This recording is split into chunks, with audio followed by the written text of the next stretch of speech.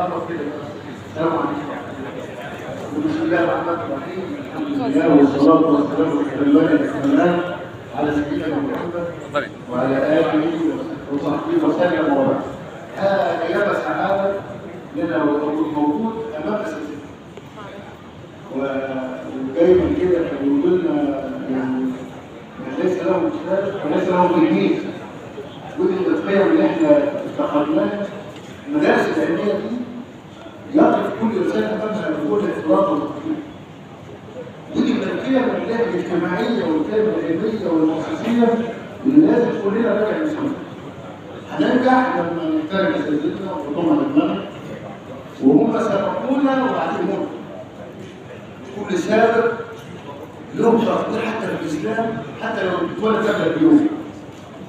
وتعلمت في حياتي كده لما سيدنا عمر بن عبد العزيز حد ياخد راي فبيجي ربيع الحياه وبيقول له اصبر هذا واسر ذلك. قال له فليكن كبير المؤمنين لك ابا ومصابهم لك اخر ويعني اقلهم او الصغير له ولد.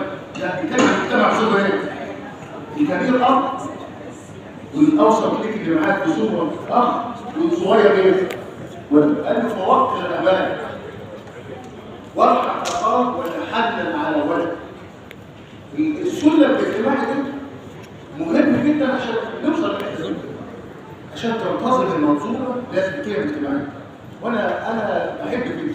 والواحد طالما يحط اساسيات والاعلام على دماغه يبقى انسان ذكي. ويتنمي حتى تلميذه نفس الكلام. دي حقيقه درس من الدروس اللي انا اتعلمتها فيها.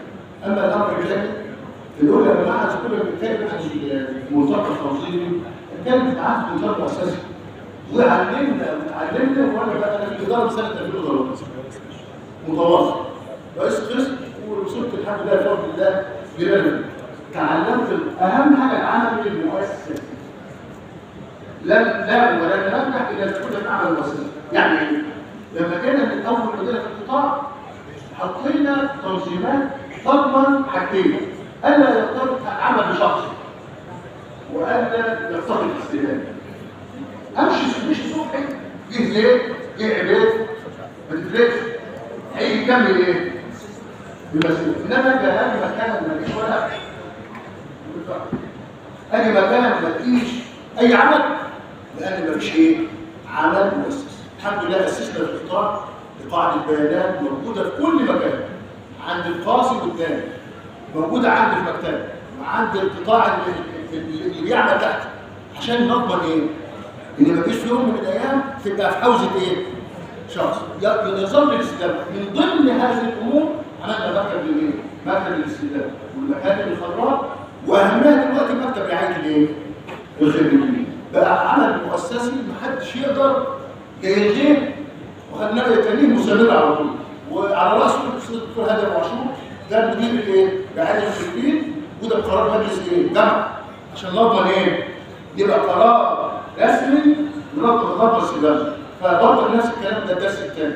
اما الدرس الثاني بقى بصوا حضرتك انا بحب تخصصي الاكاديمي.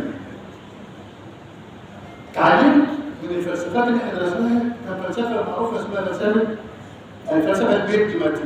ساعات بيقولوا عليها النفعيه ساعات بيقولوا عليها الاداتيه. بتاعت من واحد اسمه جون دي. ده راجل امريكي في القرن العشرين اسس للتطور المجتمع الامريكي والحضاره الانجليزيه كانت سبب الفلسفه دي. قال ايه بقى؟ قال لا قيمه للفكره وهي موجوده فين؟ الا اذا عملت حاجتين: سدت احتياجك او حلت مشكله. يبقى عليها عوض. المعرفه اللي بنقدمها اذا ما كانتش معرفه نفعيه تطبيقيه تخرج ايه؟ الى النور ملهاش اي ايه؟ اللي احنا قاعدين عشان نضرب احنا الحسن واللي بندرسه بنعمل له ادب فاليو. دي نظريه اسمها نظريه التبه ليه؟ للمضاد. نظريه زي نظريه الدين بالظبط. ما كانش العلم هيفرز بالاخر بالنظريات امور او ممارسات وتطبيقات تحل مشاكل المجتمع يبقى نرجع نعيد النظر فين؟ الجامعه تعيد النظر في نفسها تاني. الطالب بياخد الشهاده الاكاديميه بكالوريوس ليسانس وبعدين يطلع تاني في سوق العمل. ليه؟ لأن خد معارف مش تعرفوا قابع ده هو ليه؟ يطلع بره يديله الصدمة، صدمة نفسية وصدمة عقلية وصدمة سلوكية. صح ولا لا؟ فاحنا قاعدين النهارده مش هنلتقى يوم، لا احنا عاوزين نعمل استدامة في لقاء البحث مع الصناعة، التعليم مع المجتمع. الآن الحمد لله أدعي هذا إن أنا موجود في المجتمع في كل جانب بنفسي وبكل جانب موجود، بل إن المجتمع ده موجود داخل الإيه؟ مش يوم، إحنا عندنا كل يوم. فإحنا عاوزين الكلام ده يبقى الخريجين، لأن الملف ده الحقيقة فيه مشكلة كبيرة جدا. لصالح المسلم أكبر إشكالية في الملف الخريجين على مستوى الجودة مطلوب، على مستوى التصنيفات مطلوب. طب إحنا فين منه؟ عندنا فجوة كبيرة مش عارفين ايه بس هنحاول ان شاء الله في الايام القادمه بملف اللي هو متابعه الخريجين، وهذا المكتب ان شاء الله يبقى كامل. لما نصلح انفسنا نعرف نحل ايه مشاكل. الاول تعرف ان عندك مشكله، وفي البحث العلمي كمان اول حاجه تحديد المشكله، لا غلط، الاحساس بالمشكله. لو حاسس بالمشكله هتبدا ايه؟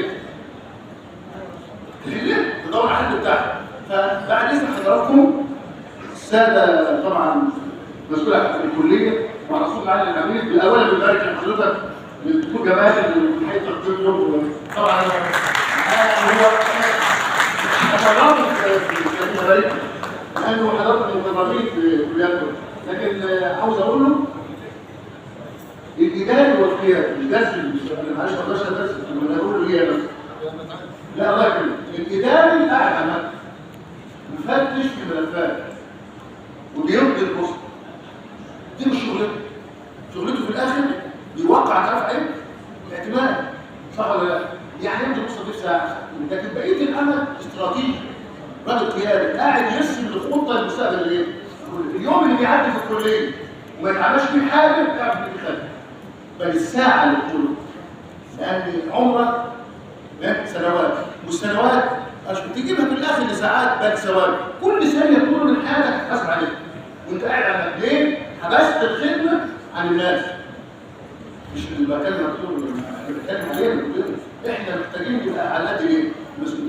اللي يقعد على الكرسي لازم يقعد عليه وهو عارف ان في رقبته ناس يمكنهم ولاد دول. لما يطلعوا الخريجين كويسين احنا كلنا كويسين. صح ولا لا؟ فانا بدعي كل مسؤول لازم مكان يعمر في مكانه ويبقى قاعد واخد باله من الصغير والكبير عشان المساله ايه؟ اخر حاجه اقولها عايز اقرركم، انا راجل متخصص في التنميه وعلم النفس. عاوز اقول للولاد ده يعني اقول للساده كبار عايز اقرركم الكفاءه النفسيه. الكلام انا مسؤول عنه، الكفاءه النفسيه مش الكفاءه الشخصيه. الكفاءه النفسيه جزء من الكفاءه دي إذا ما كانتش موجودة عند الناس هتبقى مشكلة كبيرة.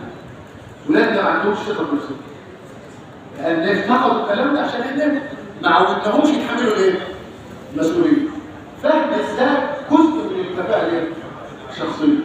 تقدير الذات من الكفاءة الشخصية. لازم نكبر ولادنا نكبرهم عشان يكبرونا. أما تكبر ابنك ايه؟ يكبرك، تساعده على إنه يبني ايه؟ نفسه. الكلام ده دلوقتي بنشوفه يبقى الولد رايح بيرتعش يبقى هذا النسيج وهو رايح يعمل ايه؟ مؤمن مش عارف يتكلم كلمتين، ده بيضيع عليه ايه؟ فرص. صح ولا لا؟ انا هديكم مثال واحد، ابني صيدلي وراح يتقابل في شركه من الشركات، فهم عاوزين يعملوا اختبار، سالوه اسئله فجاوب عنها. الاسئله من وجهه نظره صحيح وهي قد تكون ايه؟ لكن في الاخر قالوا متشكرين وفرصتك معانا مش موجوده وألف سلام. هم انتظروا منه استجابتين. الاستجابه الاولى يخبط الباب هو ايه؟ طالع يقول لهم يعني انتوا جايبين ليه؟ والاستجابه الثانيه يطلع ايه؟ طب عنده ابتسامه ايه؟ انفعال ونفس. عارف حضرتك قال لهم انا اشكر الفرصه اللي جابتني نعم عنه. طلع لقى العقد بتاعه ايه؟ وصلت الرساله. العقد وقع العقد معاهم. يقول له احنا كنا نشوف البنات اللي قدامنا هيقدر يتعامل مع جمهور مع عملاء، هل عنده شباب انفعال ولا لا؟ ده ضايع الدنيا في ايه؟ لا، الكفاءه النفسيه مهمه جدا ان نبني اولاد نفسيه ونخليهم يثقوا في ايه؟ ويقدروا ويقدروا يقدروا ذاته. الانسان اللي واثق في نفسه وعنده تقدير ذات وعنده كفاءه شخصيه انسان ايه؟ لا وما يهزوش الجبال نفسه لان عنده هنا نفسي ايه؟ قوي. انا سعيد بهذا الكلام ده انا قلته سريعا عشان اقول لحضراتكم هذه المسائل المهمه في حياتنا كلنا في الصغير قبل الكبير. وفي الاخر لازم تصفر الاعلى في النور احتراما لكل قياده للاستاذ الدكتور احمد فرج القاسم، دعما لكل فاعليه ولكل الساده النواب. واحنا بنعمل عمل مؤسسي قوي اللي يوصل الحمد لله الجامعه تكون الحمد لله في مصاف الجامعات ان شاء الله كويسه. نشكر حضراتكم جميعا وشكرا.